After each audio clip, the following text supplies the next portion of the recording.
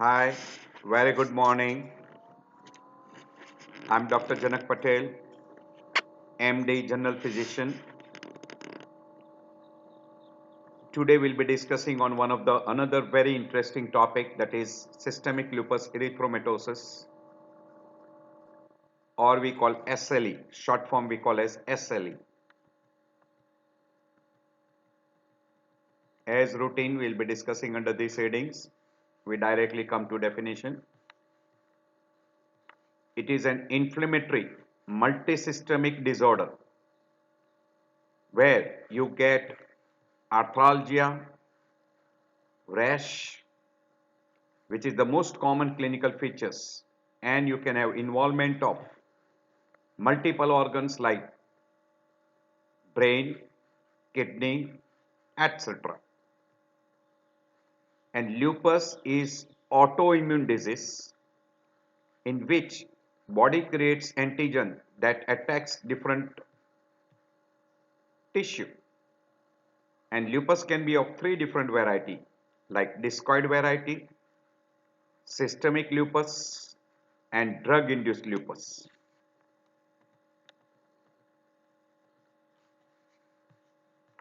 Lupus word is derived from a Latin which means wolf, and erythro means red, and that's why it is called systemic lupus erythematosus. So it is an autoimmune inflammatory disease involving multi-system and multi-organs. So basically it is an autoimmune disease and it involves multiple organs. And organ which are being involved is skin, joints, kidney, brain, serous membrane, and multiple other organs. So central nervous system, eye, oral cavity, skin, cardiopulmonary, renal, GI tract, reproductive organ, blood, and even musculoskeletal system. There are what is called as the ACR criteria, where you got a skin criteria, systemic criteria, and laboratory criteria. In skin criteria, butterfly rash or a discoid rash, photosensitivity, and oral ulcer. While in systemic criteria, arthritis, serositis, kidney involvement, and CNS involvement. While in laboratory criteria, hematological abnormality, immunological, and ANA antibody. But there is Systemic Lupus International Collaborating Clinics classification criteria, where he has divided only two, clinical and immunological criteria, where you require minimum 4 criteria, at least one from clinical and one from laboratory, or biopsy proven lupus nephritis with positive ANA and anti-DNA.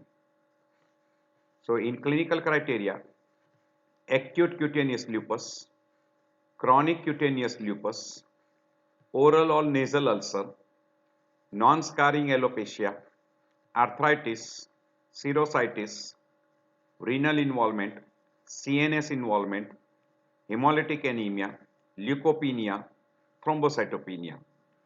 So these are 11 criteria in clinical side, and as far as immunological is concerned, ANA antibody, anti-DNA antibody, anti-SM antibody. These three comes topmost on the list. Then comes anti-phospholipid antibody, low complement level like C3, C4, and direct Coombs test in presence of hemolytic anemia. Depending upon the type of lupus, it is divided into three classical varieties: systemic lupus, discoid lupus, and drug-induced lupus.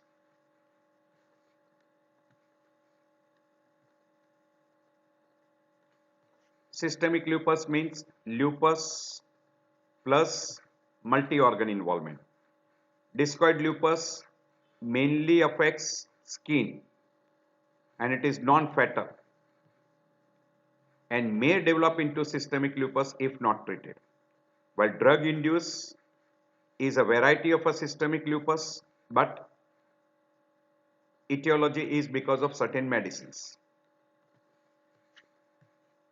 Now, if you take at the antibody, almost ANA, DNA, and anti-Smith antibody, these are the most common antibody which are being done, and out of which ANA is positive in almost 95 to 98% of the group of people, while DNA antibody is only 40 to 60% positive groups, and anti-Smith antibody, that is in 20 to 30%, and these are other antibody which can be present.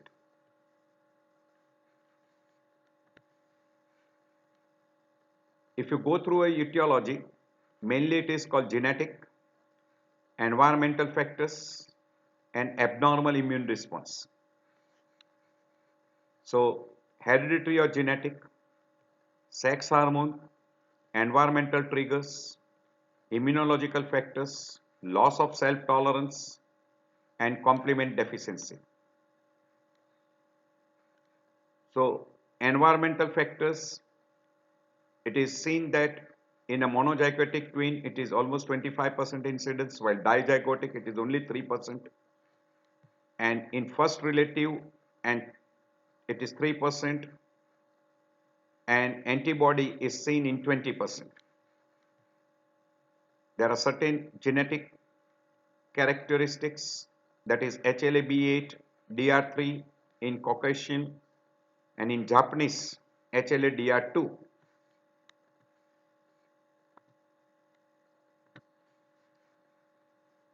So SLA is mainly multifactorial: genetic, immunological, hormonal, and environmental factors.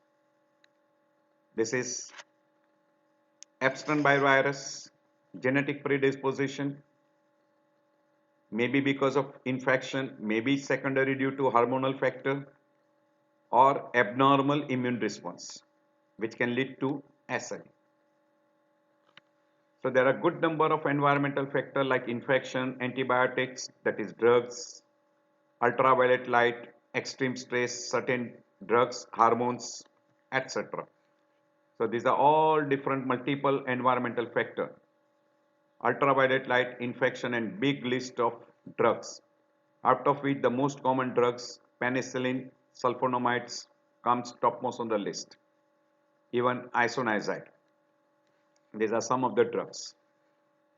Prevalence is almost said that 4 to 250 in 1 lakh. In USA, 1 in 10,000. Onset before 8 years. It is absolutely unusual. Female, more prone, prepubertal 4:1 and postpubertal 8:1. It is rarely seen in a black African population. If we see the pathophysiology, we'll show you in the next slide how exactly the pathophysiology starts. These are genetic factors. So genetic factor, environmental factor, hormonal factors. So there are environmental factors like ultraviolet light, infection, drugs. These three are the most common. And genetic susceptibility. Most common is HLA-DR3 and DR2, where complement level are reduced, hormonal level are imbalanced. So hormonal factor play a role also, which gives rise to autoimmune proliferation. So there are hyperactive beta cells, or we call B cells, and T cells activation, and the ratio of CD4 to CD8 count is altered. There is a defective immune complex clearance, and there is an impaired tolerance, which gives rise to autoantibody production that will produce apoptosis, self-exposure, self-recognition. Hello, हाँ बोलो.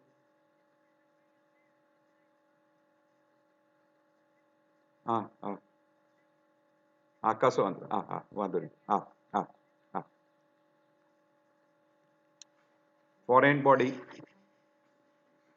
cross reaction will take place. So, because of genetic predisposition, environmental trigger, these two are prime factors. There will be innate immune system activation, which will lead to adaptive immune system activation. There will be formation of an immune complex, which will give rise to clinical disease onset, aberrant amplification pathway, and irreversible tissue damage. So this cycle will continue. So genetic and environmental factor will give rise to increased autoantibodies formation, immune complex formation, complement activation, release of chemotaxin, leukocyte mononuclear cell activation, inflammatory factors will be released, and there will be destruction of the cell. This is a very simple diagram which will explain you everything. These are all predisposing factors. We call genetic factors, environmental factors.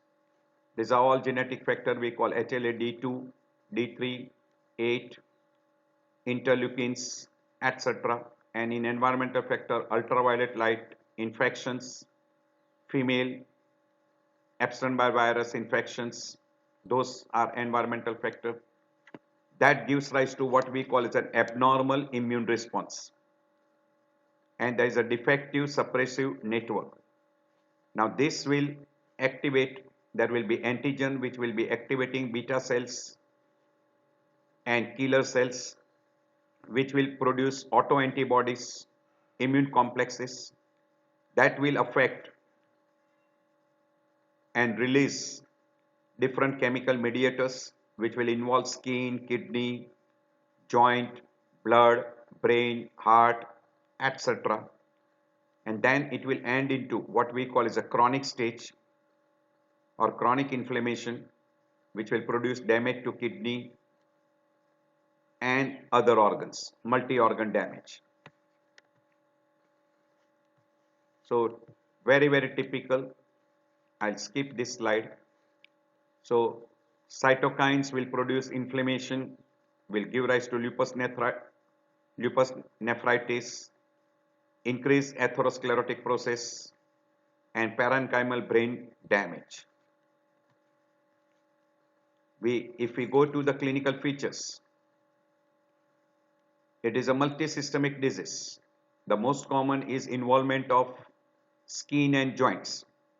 In joint involvement, it is PIP joints most commonly involved, metacarpophalangeal joint, carpus and knee.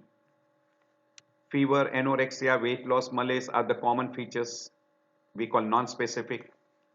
A classical butterfly, malar rash, Raynaud's phenomena, splenomegaly, nephritis, pericarditis, pleurisy, these are all what we call as a serious involvement. And secondary to vasculitis, you involvement of CNS like stroke, myocardial infarction, hypertension, bleeding in stool, abdominal pain, joint pain and means arthralgia and arthritis, rash, livedo reticularis, eye, you can get involvement of retina, nasal bleedings like epistaxis, hemoptysis, involvement of the lung, glomerulonephritis, muscle involvement, and general symptoms like fever, headache, and weight loss. Now these are the common revised criteria what we call by ARA. We are putting one by one. Malar rash, which is a fixed erythema, flat or raised, sparing nasolabial fold, and that's why it is described as a butterfly rash. Or you can have a discoid rash, which is a erythematous rash, raised patches, adherent to keratotic scarring and follicular plugging. So this is that discoid rash. These are discoid rash. This is malar rash. Person will have a photosensitivity rash as a result of unusual reaction to sunlight. Oral ulcers are very common, which is very common in oral cavity. Naropharyngeal ulcers may be seen also, and sometimes they are painless ulcer. You can see these different ulcers. These are oral ulcer. Arthritis is non-erosive, involving usually two or more peripheral joints.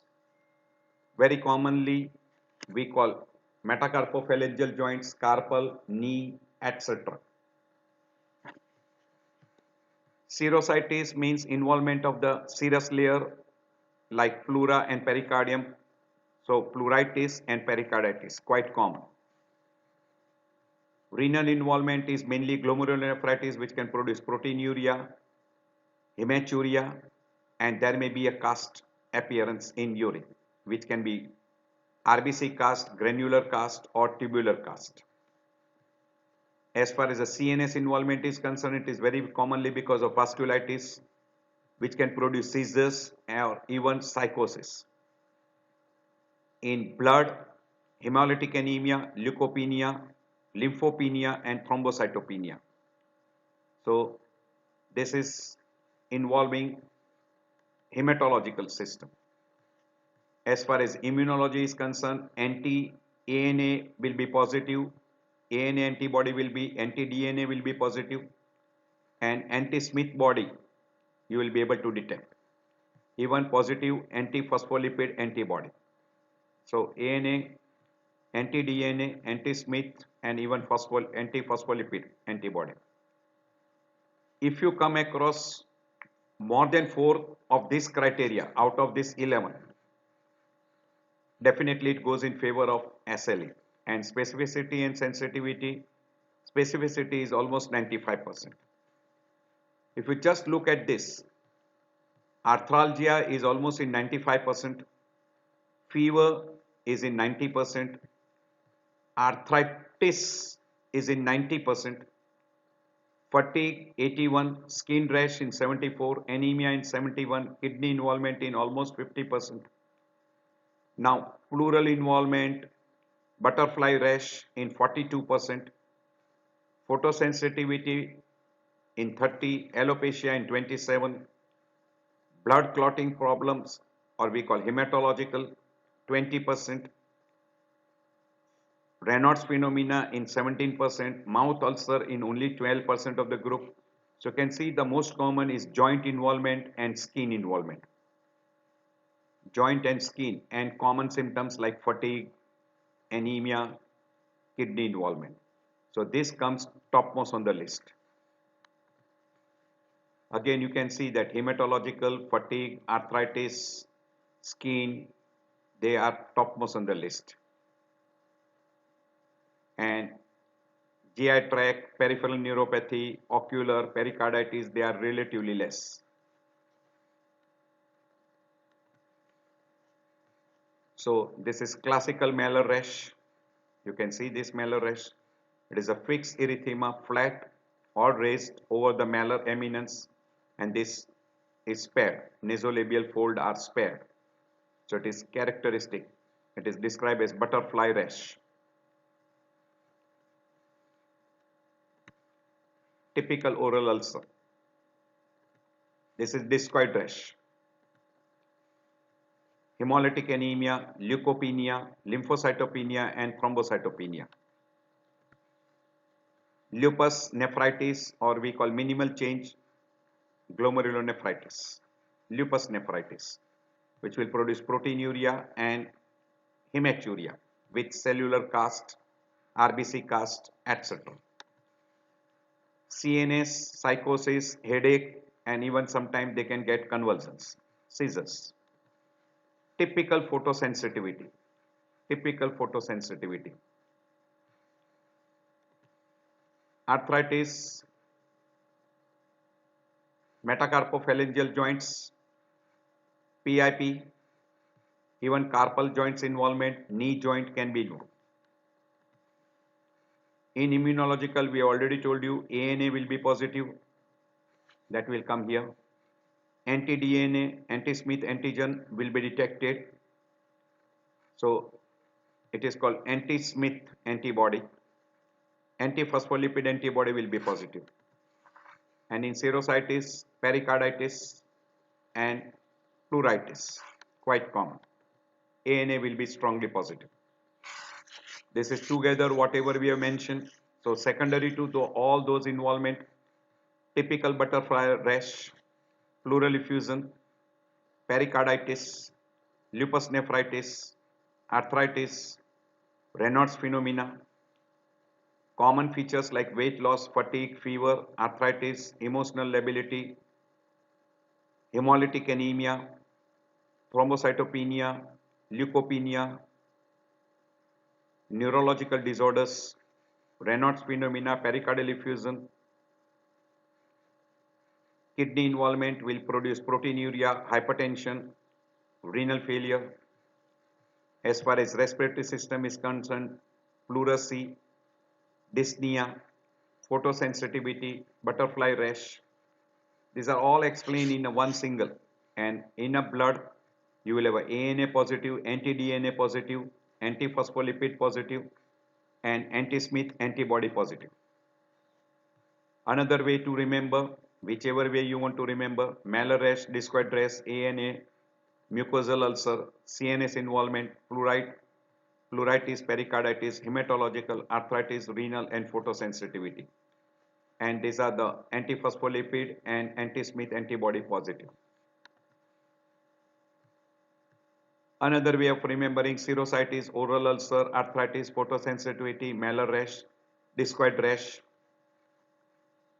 blood, kidney, anti-nuclear antibody, immunological picture, and CNS. These are typical different types of rash. This is classical butterfly rash. These are some of the discoid variety of rash. These are discoid variety. This is photosensitivity. This is typical butterfly rash. This is bullous lesion. This is discoid. This is butterfly rash, classical butterfly rash. These are other rash, other variety of rash. You can see that typical rash. You can see Raynaud's phenomena. You can see Raynaud's phenomena. And along with Raynaud's phenomena, you get ischemic damage, typical rash. Lot of pictures we have got. These are discoid rash. These are different type of rash. These are discoid rash. These are photosensitivity. It will be on the exposed part. This is discoid rash. This is livedo reticularis. Typical picture of livedo reticularis. This is lupus profundatus. You will have scarring and fibrosis. Profundus, lupus profundus. These are all discoid rash. This is alopecia occurring along with discoid rash. This is vasculitis producing Raynaud's phenomena and ulceration and even amputation. This is alopecia involving the scalp, different types of alopecia. You can see alopecia will take place along with rash.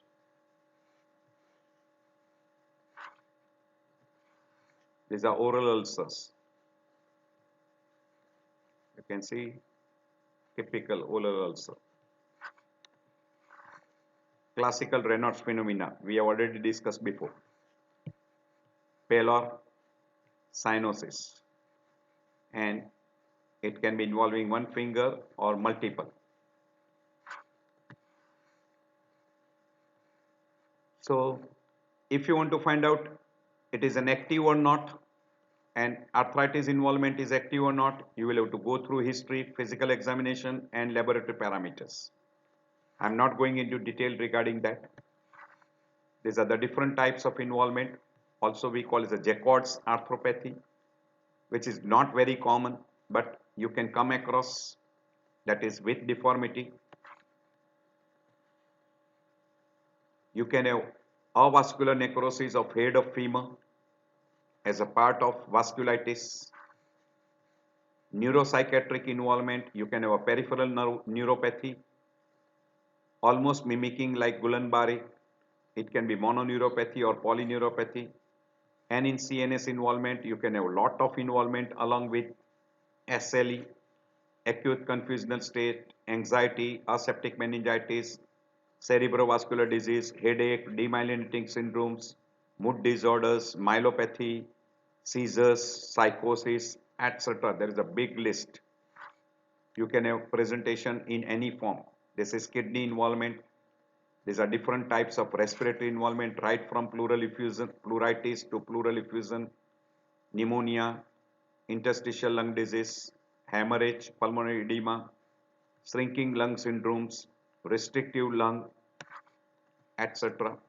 In cardiac pericarditis, pericardial effusion, even you can have myocarditis, coronary artery involvement, Liebman-Sack endocarditis, valvular insufficiency, particularly MR, you can have a cardiomegaly, and even you can have a myocardial perfusion defect leading to ischemic heart disease. So you can have a pericarditis, myocarditis, Liebman-Sack, etc. Hypertension, even congestive heart failure. GI tract, pancreatitis, dysphagia, peritonitis, all these are partly because of vasculitis. Hematology, we already discussed thrombocytopenia, leukopenia, lymphocytopenia, and immune hemolytic anemia, where you can have a Coombs test also being positive. This is initial assessment. If you are interested, you can go through history, physical examination, laboratory parameters, and then you can find out the activity. So, a big list. You can go through your leisure time. So, in investigations, we require CBC, serum creatinine, urine analysis to find out involvement of kidney like lupus nephritis, where you will have a proteinuria, hematuria, cast will be present, creatinine will be elevated. As far as CBC is concerned, anemia, you will have a leukopenia, lymphocytopenia, thrombocytopenia will be seen. You can find out the inflammatory markers. DNA antibody will be positive, complement level will be reduced, ANA will be positive, anti-Smith antibody will be positive, and also you can have phospholipid antibody will be also positive.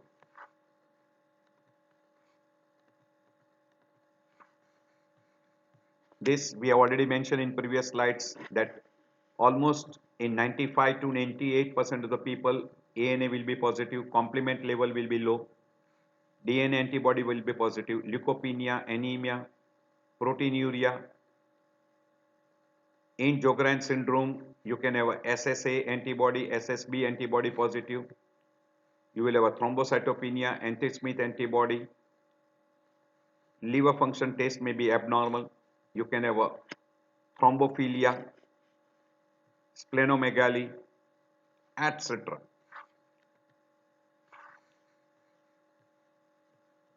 Renal involvement, you can make out by proteinuria, creatinine elevated, complement level low, renal biopsy will be necessary. As far as respiratory system involvement is concerned, you will have to go for pulmonary function test, HRCT. In cardiac, ECG, 2D echo. In blood, Coombs test, and antiphospholipid antibody, antiplatelet antibody. Even you can go for a bone marrow examination. In CNS, CSF examination, CT, MRI or PET scan may be necessary. and where you can have antiphospholipid antibody will be positive. These are all the different types of blood tests which will be available: urine analysis, creatinine, metabolic panel, ESR, complete blood count. What will be the finding? In serology, we call as a anti-DNA antibody will be positive, ANA will be positive, antiphospholipid will be positive, renal biopsy. These are all the different types of autoantibody which will be, you can see that ANA will be strongly positive, DNA will be positive, quite common, and this will be in which disease it will be positive. So ANA is strongly positive, and you will have other antibody, antiphospholipid, then anti-Smith antibody, etc. Management, there is no permanent cure. Complete sustained remission is also not very common, difficult.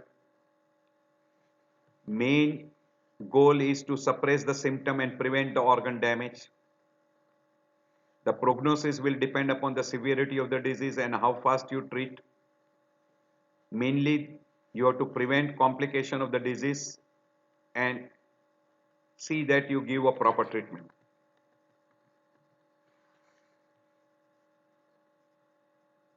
So, algorithm is symptoms complex suggestive of SLE. You will go for ANA, CBC, urine examination, platelet count, etc. So, you go for all this different investigation and try to find out how severe the involvement is. These are all the different tests which are being done, and you try to find out the stage. There is a non-pharmacological management like sunscreen use, which can protect the skin from photosensitivity, smoking cessation, weight loss, regular exercise, blood pressure control. You can supplement with vitamin D. You can avoid high dose of estrogen, particularly oral contraceptive pills. Avoid sulfonamides. Avoid pregnancy because the drugs which will be used will produce side effects. And these are the flow charts which are available. So you do what is called as a non-pharmacological protection, and then with specific involvement, what you do. If there is no involvement, usually you go for NSAID, anti-malarial and glucocorticoids is preferred. If it is lupus nephritis, you will have to go for glucocorticoids, cyclophosphamide, or you can go for glucocorticoid and anti-suppression, immunosuppression drugs. If there is a neuropsychiatric, anti-malarial, anticonvulsant, antidepressant, glucocorticoid and immunosuppression.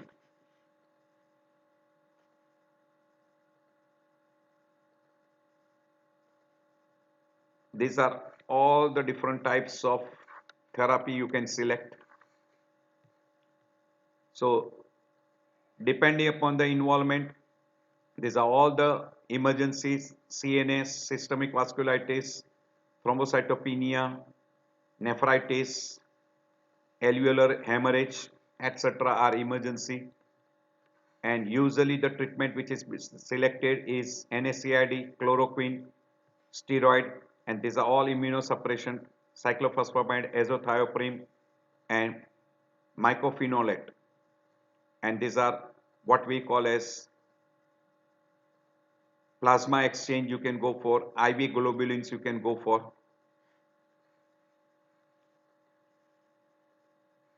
Usually you should use the drug with least side effect, lowest dose to control the disease and long-term damage prevention.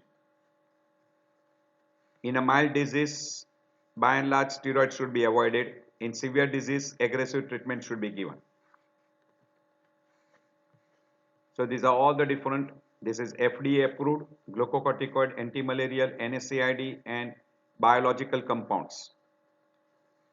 While off the label use cyclophosphamide, azathioprine, and you can try methotrexate, leflunomide and IV immunoglobulins, which is described as a borrowed drugs. So the most common utilized is NSAID, antimalarial, that is hydroxychloroquine, glucocorticoid, and in immunosuppression cyclophosphamide, methotrexate, azathioprine, and mycophenolate.